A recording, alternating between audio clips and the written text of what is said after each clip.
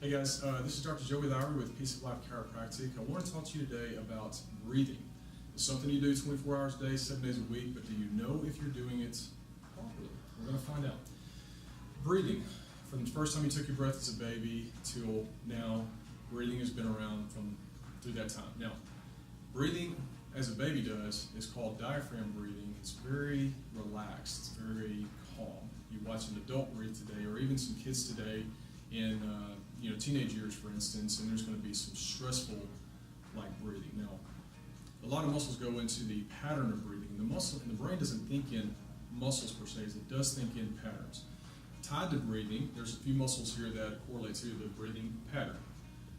The pectoralis minor, the scaling muscles up in the neck, the muscles in between the ribs known as the intercostals. There's inside and outside intercostal muscles.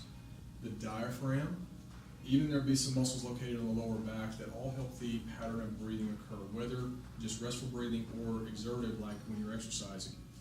Now, I want to talk to you about the diaphragm first off. The diaphragm is a major player in chest breathing and or belly breathing. We want belly breathing to be a good thing. We want the chest breathing to kind of get out of the way when you're not exercising. The diaphragm, from a landmark standpoint, is located at the kind of the bottom of the rib cage area here. It looks kind of like a dome, and it is a major player in the aspect of belly breathing. When you cannot belly breathe effectively, it's usually in a state of spastic or facilitated, they call it. It's sitting here locked, and that usually ties to stress breathing. So I want to mention something related to the diaphragm in relation to it affecting organs and it affecting inner abdominal pressure related to some of the muscles that cooperate with breathing, okay? And the diaphragm allows the esophagus to go through it, which leads to the stomach. It also has the abdominal aorta, which brings blood away from the heart, and the inferior vena cava, which brings blood back to the heart. If the diaphragm is in a facilitated, a spastic state, it's going to negatively impact your digestion. It's going to negatively impact your blood to and from the lower extremities of the body. It can affect your ability to have oxygenated blood properly circulating through the system from the lower half of the body. So related to the organs, the diaphragm can even be impacting that. So it doesn't just affect breathing and nothing else, it affects even organ function. Now, he's also got a big impact on how well the corners, be it your hips and your shoulders, are moving. And so when he is negatively working, that sometimes can cause restrictions in your shoulders and your hips even. So sometimes the way we're breathing can lock us up here and or here. So there'll be your landmark as far as an anatomical presentation for the diaphragm. Now, when you're in a state of stress breathing, the brain is got two divisions of the autonomic nervous system called the sympathetic and the parasympathetic. The sympathetic is you running from the tiger or in a physical altercation. Parasympathetic is you on the beach, relaxing. Life is good, right?